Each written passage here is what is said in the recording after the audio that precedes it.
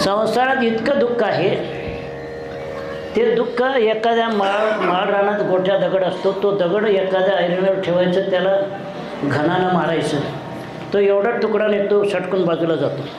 त्या दगडापुढे जर संसार दुःखाचं वर्णन करत नस आहे पाषाण पुढती, दगडसुद्धा सहन करू शकत नाही.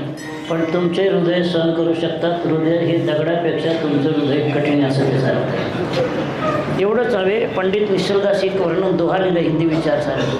कोटी वज्र संगात जो करिये, सबको सार किंचन एक धरिये, एक ये समजो न कठोरा, हे वेदशास्त्र गुणी देत दंडोरा, असं दोहा लिहिला निसर्गदास.